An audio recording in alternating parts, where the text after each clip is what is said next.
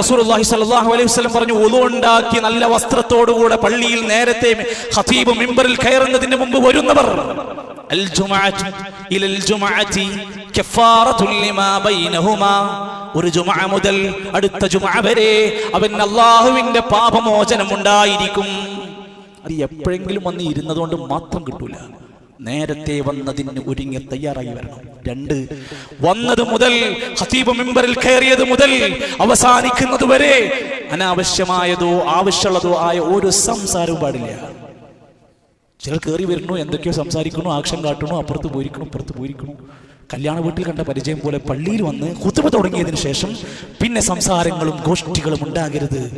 അത്രയും അത്യാവശ്യമായി ഒരാളോട് എന്തെങ്കിലും ഒരു കാര്യം ഇരുന്ന് പറയേണ്ടി വന്നാൽ, ചില പണ്ഡിതന്മാർ പറഞ്ഞത് ആംഗ്യം കൊണ്ട് മാത്രം അത്യാവശ്യമാണെങ്കിൽ സൂചിപ്പിക്കേണ്ടതുണ്ടെങ്കിൽ ആംഗ്യം കൊണ്ട് മാത്രം, സംസാരം കൊണ്ട് പറ്റില്ലെന്ന് ഇബ്നു ഉസൈമി റഹിമഹുല്ലാഹ് രേഖപ്പെടുത്തുന്നു. അസ്സലാമു, ഒരാൾ സലാം പറയുന്നു.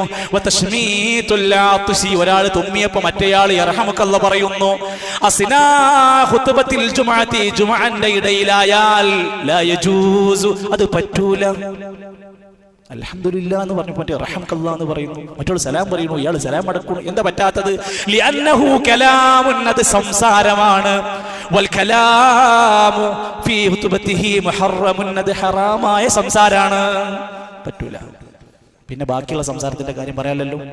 സാലിഹുൽ ഫൗസാൻ ഹഫിളഹുല്ലാഹ് രേഖപ്പെടുത്തുന്നു, ഇമാം ഖുതുബ തുടങ്ങിയാൽ ലാ യുസല്ലിമു, പിന്നെ നിങ്ങൾ സലാം പോലും പറയണ്ട, കേറി വരിക.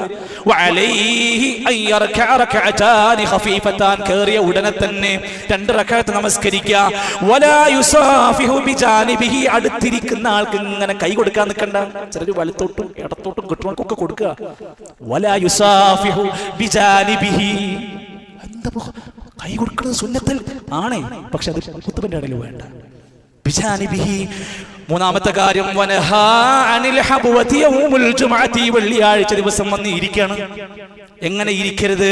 വല്ലിമാമു യഖ്തുബു, ഇമാം ഖുതുബ നടത്തിക്കൊണ്ടിരിക്കുമ്പോൾ കാലുകൾ രണ്ടും ഹബ്വത്താക്കിയിട്ട് കെട്ടിപ്പിടിച്ചുള്ള ഇരുത്തം ഉണ്ടാകാൻ പാടില്ല. കാൽമുട്ടുകൾ രണ്ടും മുക്കിച്ചിട്ട് അങ്ങനെ ഇരിക്കും. ചിലർ ഇടത്ത് ഭാഗത്തേക്ക് കൈ ഊന്നിക്കൊണ്ടിരിക്കുക, അത് പറ്റാത്ത ഇരുത്താണ്. പണ്ഡിതന്മാർ രേഖപ്പെടുത്താണ്, നമ്മുടെ വാക്കുകളല്ലേ. പണ്ഡിതന്മാർ പറയും, എന്തുകൊണ്ട് കാൽമുട്ടുകൾ തുന്നി ചേർത്തിരിക്കുന്ന പോലെ നിങ്ങൾ ഹബുവത്തിന്റെ ഇരുത്തം ഇരിക്കാൻ പാടില്ല. ഫീഹി സബബുൻ ലിഔറതിഹാ, ചിലപ്പോൾ ആ ഇരുത്തം അയാളുടെ ഔറത്ത് കാണാൻ വരെ സാധ്യതയുണ്ട്. 2, വന്നോം, ഖുതുബന്റെ ഇടയിൽ സുഖായിരുന്ന് എസിയിലൊക്കെ ഇങ്ങനെ ഇരുന്ന് ആ പിടുത്തം പിടിച്ച് അങ്ങനെ ഇരുന്ന കഴിയോളം അനങ്ങാതിരുന്ന് ഉറങ്ങാൻ പറ്റും. അതുകൊണ്ട് ഉറക്കത്തിനും സാധ്യതയുള്ളത് കൊണ്ട് ആ ഇരുത്തം സൂക്ഷിക്കണം. 4, ഒരു ജുമുഅ, ആ ജുമുഅന്റെ ഇടയിൽ ഇദാ സ്വല്ലാ അഹദുകുമുൽ ജുമുഅ, ഒരാൾ ജുമുഅ നിസ്കരിച്ചാൽ ഫൽയുസല്ലി ബഅദഹാ 40, അവന്റെ നമസ്കാരം കഴിഞ്ഞാൽ 4 റകഅത്ത് സുന്നത്ത് നമസ്കരിക്കണം. സുന്നത്താണ്. ഒരു 2 റകഅത്ത് സലാം കിട്ടുന്നു, പിന്നെ 2 റകഅത്ത്. ഇവിടെ 2 പോയിട്ട് നിസ്കാരത്തിൽ സലാം വിട്ട ഒഴിവില്ല, അതിന്റെ മുമ്പ് ഇറങ്ങി ഓടുക. ഫൽയുസല്ലി 40, 4 റകഅത്ത് അവൻ നമസ്കരിക്കട്ടെ. ഈ വീട്ടിൽ നിന്നാണോ നമസ്കരിക്കുന്നത്? നല്ലതാണ്, 2 റകഅത്ത് നിസ്കരിച്ചാൽ മതി. പള്ളിയിൽ തന്നെയാണെങ്കിൽ അയാൾ 4 നമസ്കരിക്കട്ടെ, ഹദീസിൽ വന്നു. സഹോദരങ്ങളെ, ഇതൊക്കെ നമ്മൾ ഇത്രയും ശ്രദ്ധിക്കണം, സൂക്ഷിക്കണം എന്ന് പറഞ്ഞു ഉലമാക്കന്മാർ പറയാണ്. ഖുതുബന്റെ ഇടയിൽ ചിലപ്പോൾ പ്രവാചകന്റെ പേര് കേൾക്കും, അപ്പൊ സ്വലാത്ത് ചൊല്ലണം. ഖുതുബന്റെ ഇടയിൽ ചിലപ്പോൾ ഖതീബ് പ്രാർത്ഥനകൾ പറയുന്ന എന്തെങ്കിലും കാര്യങ്ങൾ പറയും, ആമീൻ പറയണം. ഇത് പറഞ്ഞു, ഉറക്കയാകണ്ട, ബഹളമാകരുത്, ശല്യമാകരുത്. അത്ര ഉലമാക്കന്മാർ രേഖപ്പെടുത്തി. അത്ര അദബോടെ ചിട്ടയിൽ നടക്കേണ്ടുന്ന ഒരു കർമ്മമാണ് ഇത്.